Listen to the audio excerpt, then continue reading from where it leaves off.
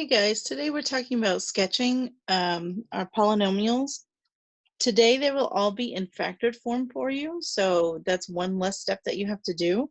So if you just think back to when we were solving quadratics, remember we would take a quadratic, we'd factor it, and then we'd take those factors and set it equal to 0 and solve for x, and those numbers would tell us where the graph crossed the x-axis. That's exactly what we're doing here. So if we go ahead and take a look at just number 1, this is already in factored form. If I were to set each of those equal to 0 and solve, I would get 3 values in this case. So my solutions, or my zeros, would have been +3, -2, and a -4. So what I can do is I can go ahead and plot those right on my graph, because I know this graph is going to cross the x-axis at those 3 locations. Okay? The next thing I would recommend you do is think about the end behavior. So we talked about that in a previous lesson. So this polynomial is not written in standard form though. So it's not, I can't just look at it and instantly know the degree. I have to do a little bit of work, but not too much. What you can do, you don't have to multiply it all out. That would be unreasonable. What you can do is you can kind of count how many x's you have. So, and I can just add up all the exponents. So I have an x to the first, another x to the first, another x to the first. So if I did multiply this all together, that means that in standard form, I would have an x to the third. Okay, so this, it will be a cubic graph. And so if you remember with cubic graphs, as long as my leading coefficient is positive, which it is in this case, this side's just going to go off this way, and then this one's just going to go up this way. Okay, so there's really the bones of your graph. You have the end behavior and you have your x-intercepts. So now all you have to do is kind of fill in the gaps, and it's actually easier than you think. So what I like to do is I work from left to right, and I just need to plug in a value in between my x-intercepts. So for example, I know if I were to plug in -3, I don't know what I'm going to get out. Maybe I'm going to get out a value here, or maybe here, or maybe it's like way up here. I don't know. So is this graph going to do this? Is it going to do this? Is it going to do this? I don't know without putting in at least a little bit of work. So I will just go ahead and take -3 and pop it into my values real quick. So -3 minus 3 is a -6, times -3 plus 2 is a -1, and then -3 plus 4 is a +1. So if I do that math out, I would get a +6. So that'll be just a bit off my graph right there. Okay, so that means that this graph is going to come up from -infinity, hit that +6, and then come back down like that. Okay, and now I want to plug in another number in between -2 and +3, but you really always want to plug in 0, right? I want to know what the y-intercept of this thing is, so I might as well just go ahead and plug in 0 for x and see what I get out. Okay, there's no need for you to plug in every single number. These are just sketches, right? These are not, we're not, oh, there we go. Okay, so let's go ahead and plug in 0. So it would be a -3 times 2 times 4. So if I multiply all that together, that's a -24. Now that's obviously way off my grid. So what you can do is you can just mark it, just tell me that it's at -24. Okay. And then, so I know this is going to go way down there and then come right back up. Okay. So a couple of things that I want to note before I move on. I double check. This was a cubic graph, so the end behavior looks good. Remember that cubics, the most number of times that they could turn is twice, and that's all that's happening in my graph, so that makes sense. Okay, so this one looks pretty good. Let's go ahead and try number 2 together. So number 2, I am going to strongly caution you before you start a problem like this that you fix it a little bit. What I mean by that is this first factor, I don't like that it's not in proper form. Okay, so first I would like to rewrite that as -x plus 2. But even that, my factors, I don't want them to have a negative there. So what I'm going to do is I'm actually going to factor the -1 out of that. So I'm going to rewrite this whole thing so it looks like this. I'm going to factor out that -1, and then I'm going to have an x minus 2, and then I still have that x plus 3 squared. Okay, and the reason why I want to do that is because it matters what that leading coefficient is. It matters if it's positive or negative. So by doing this, I can see that the leading coefficient is actually negative, because if I had just looked at the original, I would have probably thought that it was positive without doing this little bit of work. Okay, so if you have any factors that are not written in standard form, get them in standard form and factor out any negatives so that x is positive. Okay, all right, now I'm ready to begin, and I notice I have, if I go to solve this, so if I take each of these factors and set it equal to 0, I'll get a positive 2 from that one. And then look at what's happening here. I get x plus 3, but I have it 2 times. So that means I'm going to get -3 as an answer twice. So this is how we write that. -3 with a multiplicity. Let's see if I can fit it all. No, I can't. Multiplicity of 2. So that is just fancy language for I got -3 twice. Okay, if it had been x plus 3 to the 7th power, my answer would have been -3 with a multiplicity of 7. Okay, so that's just the terminology. Now, how does that look on the graph? How am I going to draw a -3 twice, right? Or 4 times, or 9 times, or however many times that you have it? Well, you're not going to draw it multiple times, but here's something that does happen. So let's go ahead and put my positive 2, and then I will put a dot at -3. When you have an even multiplicity like we do here, what's going to happen is that the graph is going to bounce at that point. So what I mean by that is it's going to do something like it's just going to hit, hold on. Let me try that again. It's just going to hit that x-axis and bounce back up. Even that one's not very good. I can do better. That's better. Okay, so it doesn't actually pass through. It just bounces there. Okay, and that's for any even multiplicity. So if it was 4, 6, 8, so on, it's just going to bounce. So what happens when the multiplicity is odd? It is going to pass through, but it's usually going to change its concavity. So we'll look at one in a second. But it'll pass through, but it'll go, instead of, kind of does like a that.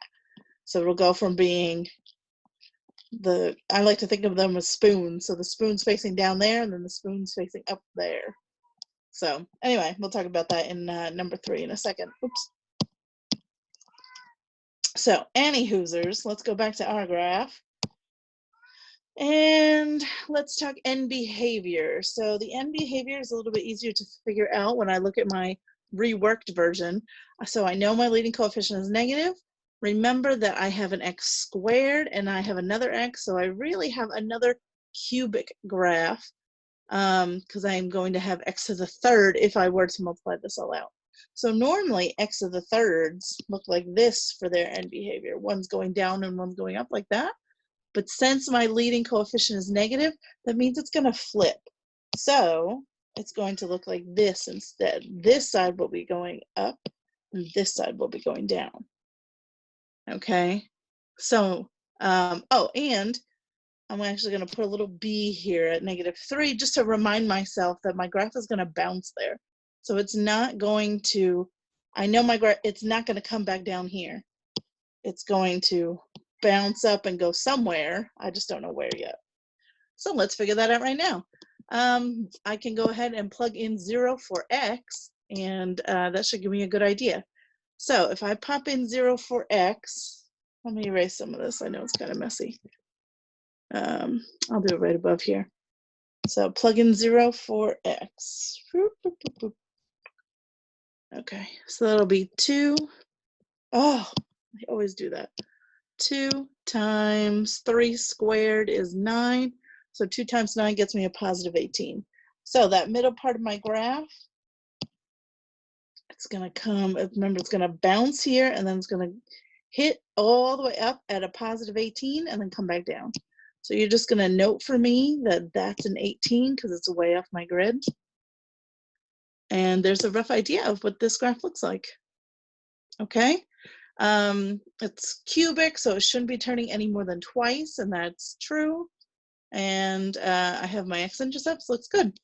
Okay, so I'm going to do one more with you on this side before we talk about writing the equation if you're given a graph. Okay, so this one has that, let's see, we have an x cubed, and I'm going to be multiplying it by an x. So this will be a quartic graph, right? Because I would have x to the fourth if I multiplied it all together. And if I set this factor equal to 0, I'd get 5 as a solution. This is also a factor. Not only is it one factor, it's 3 of them. So because I have an x to the third there, that means 0 is an answer, and it's an answer 3 times. So I'm going to say I get 0 with a multiplicity of 3. So remember what I said a minute ago. I am going to have my graph crossing right there, and it's going to change. It's going to be like this, and then it'll kind of switch over to that. I'm not that worried about that part right now. I just want you to know that if it's an even multiplicity, it'll bounce. If it's odd, it will pass through. Okay? And so I have one at 0, and then I also have one at 5.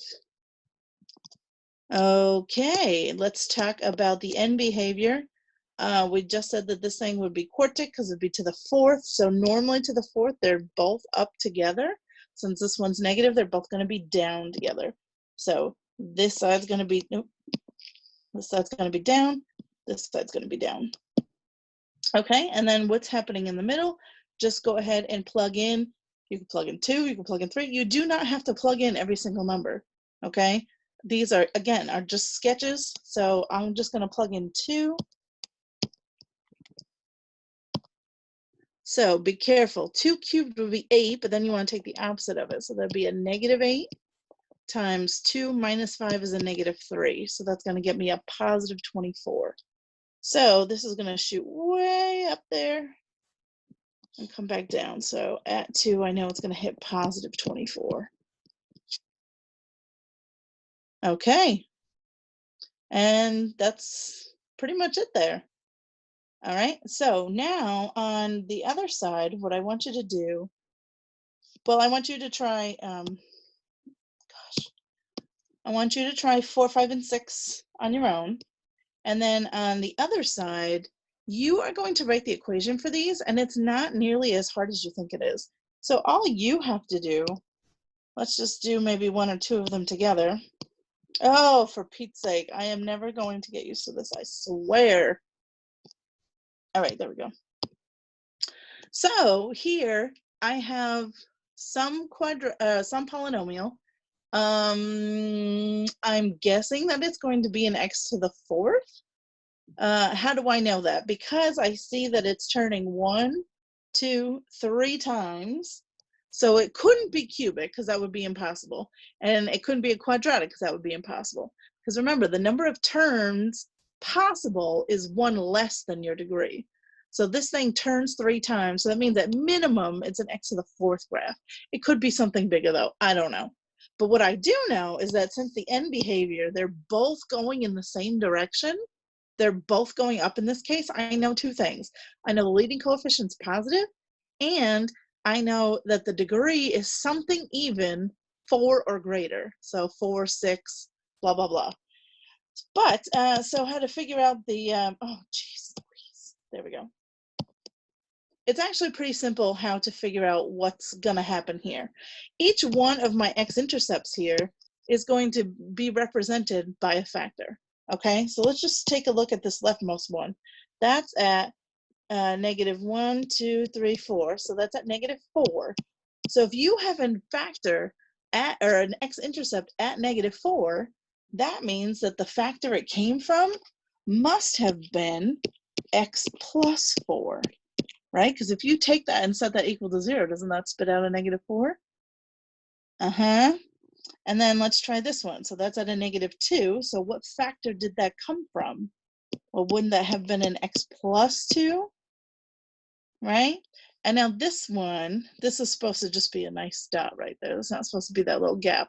So this one crosses at +2, or I shouldn't even say it crosses because it bounces. So this one, I know that the graph is a little, when I download it from a document and then I save it as a PDF, sometimes it gets a little wonky. So this is supposed to be just nice and just hit that x axis right there and bounce off of it. So think about what we were saying before. How do I get something that bounces? Because if I just left it like this, first of all, that's a +2, so that must have come from x minus 2. If I said that this was my answer, that's impossible. There's no way, because that would be an x to the third, right? There's no way this thing could be an x to the third. Oh, but wait, this bounces, and the only way to get the graph to bounce is to have an even multiplicity. So that thing must have hit twice. Okay, does that make sense? I'm asking like I can hear your response. So anyway, hopefully that makes sense. And it's everything that we thought it should be. The leading coefficient is positive, and it is a quartic graph. I have 4 of them all together, 3 terms. That looks good. Okay, let's try maybe one more together. Oh my gosh, I will never. This is driving me crazy. Okay, let's see. I wonder if we should try one. If any of these are, yeah, maybe we'll do 11. Yes, let's do 11. Okay, so the reason why I picked this one was because this one has a different leading coefficient. How do I know that? Because both of these are going down. Okay, so that means that my leading coefficient has to be negative. Oh, well, I just did one that was too similar to this. So maybe I'm going to change my mind. Hold on. Let's see what 12 looks like. Again, on 12, that's supposed to hit nicely. It's just a little formatting issue. Okay, I guess let's try 10. I was looking for one that had a negative leading coefficient, but I guess I don't have. 11 does have a negative leading coefficient, but then it's exactly the same as the one I just did. So I want to do something that's a little bit different. So let's try 10. Okay. So I'm looking, I'm noticing the end behavior. One's going up, one's going down, so that means it's got to be odd, my degree, okay? And my leading coefficient is going to be positive. How do I know that? Because if it's in this pattern, if this side's going down and this side's going up, then my leading coefficient is positive. If it were flipped, so if it were this way and this way, then I would know that my leading coefficient is negative, okay? But in this case, it's positive. And then I'm just going to take a look at what I have. I've got x, that's a -3, so that's going to be an x plus 3. But because the graph is bouncing right there, it's got to be an x plus 3 squared. Okay, and then I look over at this one here. That's supposed to be, it's supposed to hit nicely. So that would be an x, careful now, -2. Okay, and it's crossing right through, so that one just happens the one time. All right. So hopefully that makes sense. Yeah, okay. I think that's all that I need to share with you on this one. So let me know if you have any questions, and we'll go from there.